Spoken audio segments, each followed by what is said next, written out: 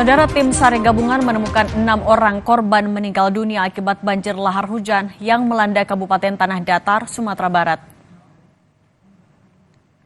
Seluruh korban meninggal dunia saat ini telah dibawa ke Rumah Sakit Umum Daerah Batu Sangkar. Saat ini BPBD setempat terus mengupayakan evakuasi warga yang terdampak dan membersihkan material lumpur yang menggenangi rumah warga.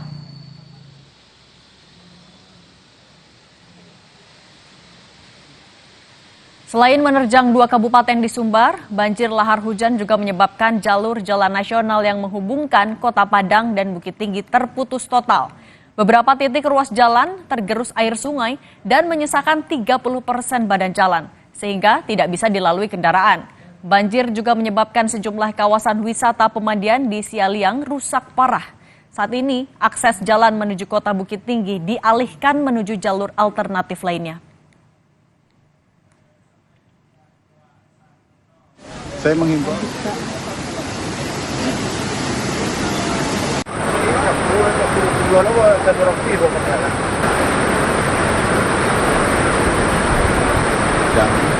dari arah Padang Pariaman menuju ke Bukit Tinggi, saya pastikan jalan di Lembah Anai terputus. Saya harapkan masyarakat tidak perlu lagi melintasi Padang Pariaman, lebih baik putar ataupun tidak melewati jalur tersebut karena dipastikan tidak akan melintas.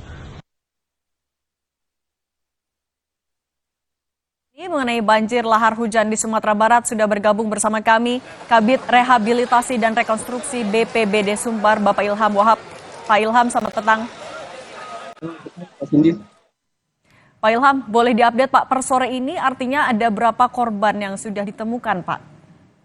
Baik Mbak, jadi sampai hari ini data terakhir yang kami terima untuk korban meninggal sudah mencapai angka di 34 orang.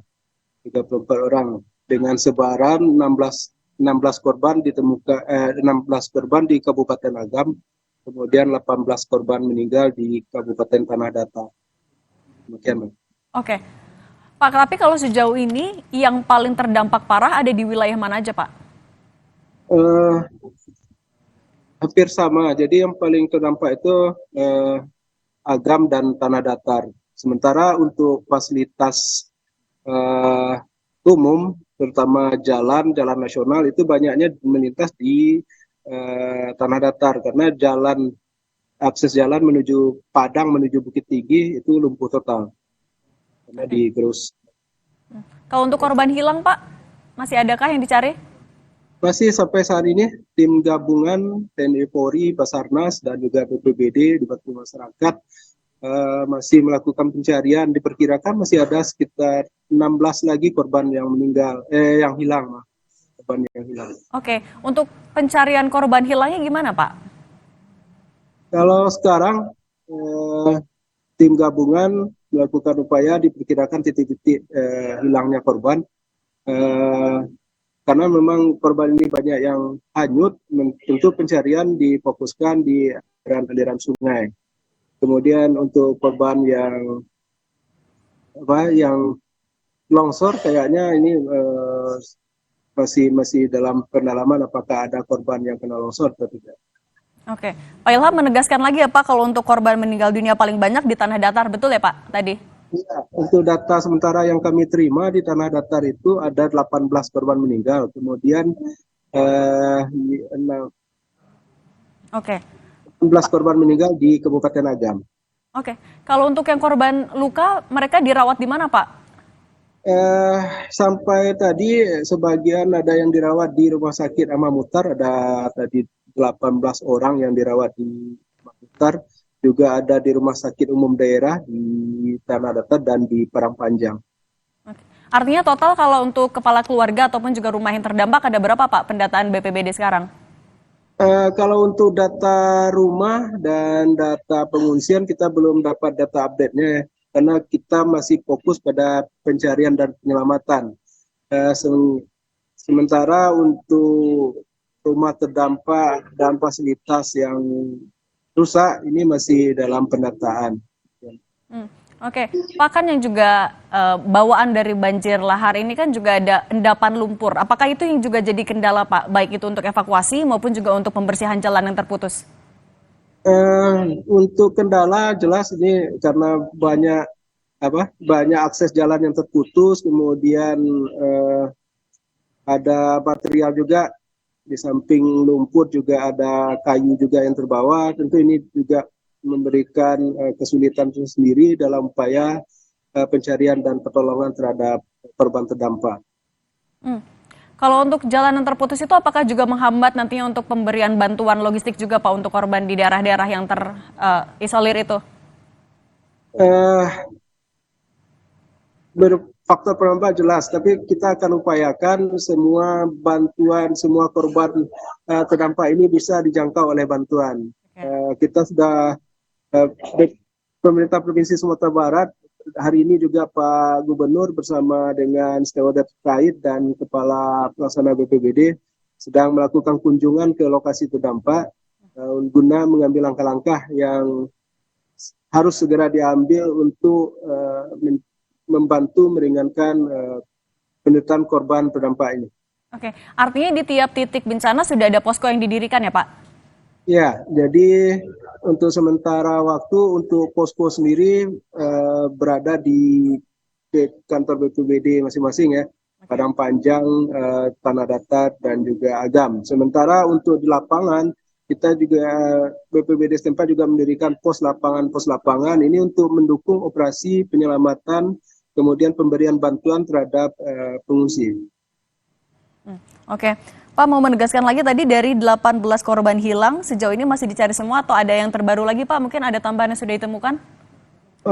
Sampai saat ini kami belum mendapatkan data yang terbaru lagi. Untuk sementara waktu itu baru data yang kami terima. Oke. Pak, apa juga bisa dijelaskan, ini kan sebenarnya banjir lahar yang ketiga dalam 6 bulan terakhir. Apakah ada sebenarnya antisipasi atau mungkin juga imbauan untuk warga yang tinggal di sekitaran Gunung Merapi, Pak, untuk antisipasi apabila ada banjir susulan, apalagi juga lagi hujan kan, Pak, di sana di beberapa tempat? Iya, jadi gini, eh, kondisi Merapi ini siaga kan sudah lama dari 3 bulan yang lampau. Eh, Sementara karena memang erupsinya sudah lama, Merapi ini sudah terjadi tumpukan debu vulkanik yang sudah luar biasa banyak mungkin di lerengan Gunung Merapi. Dan kita juga sudah menghimbau pada masyarakat, terutama yang berada di kawasan atau di pinggiran sungai yang berhulu ke Merapi, agar lebih meningkatkan kewaspadaan. Karena memang, tapi wilayah-wilayah yang kena sekarang sebenarnya adalah wilayah yang jauh dari Merapi, tapi sungai-sungainya berhulu ke Merapi. Oke, Pak, kalau untuk sore ini cuacanya seperti apa? Memungkinkan nggak, Pak, untuk dilakukan evakuasi pencarian korban lagi? Kita sore ini masih dilakukan pencarian korban, walaupun cuaca sudah mulai sedikit bersahabat ya.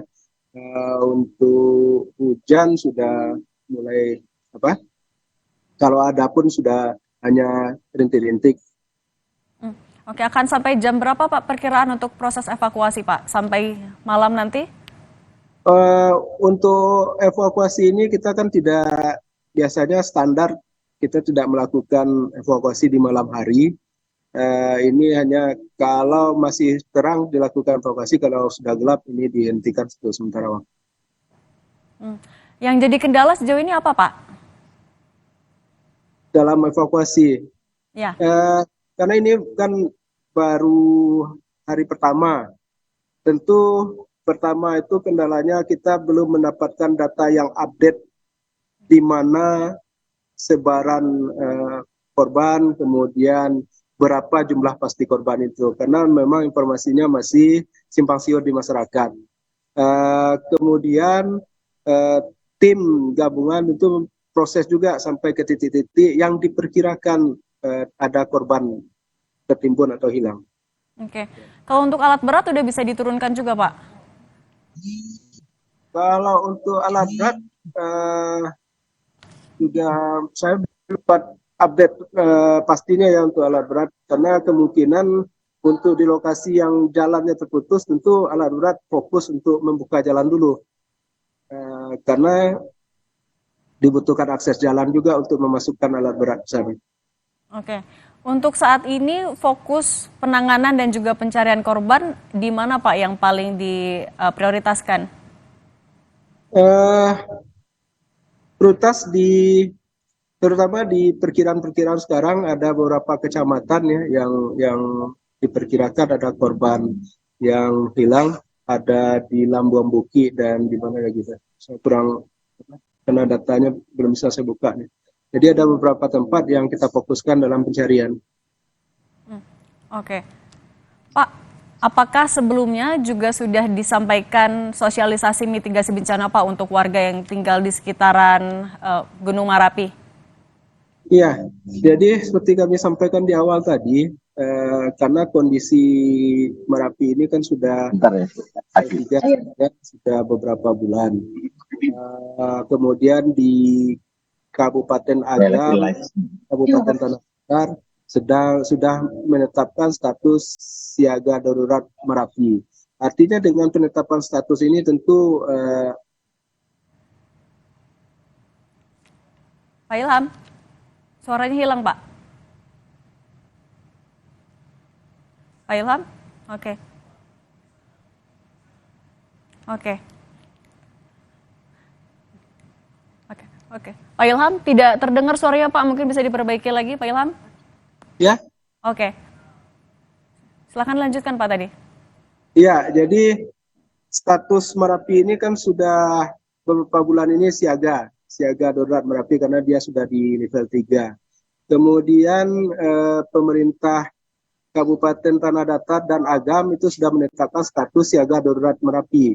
Artinya dengan penetapan status ini tentu upaya-upaya untuk mensosialisasikan kepada masyarakat agar menjauh dari puncak kawah bagi yang bermukim di kawah radius 4,5 km, kemudian bagi masyarakat yang beraktivitas di sungai-sungai yang berhulu atau dekat sungai yang berhulu di Merapi, tentu harus lebih meningkatkan kewaspadaannya. Oke, baik. Terima kasih banyak Kabid Rehabilitasi dan Rekonstruksi BPBD Sumatera Barat, Bapak Ilham Wahabi. Terima kasih banyak Pak, sehat selalu. Dan usai jeda, Saudara.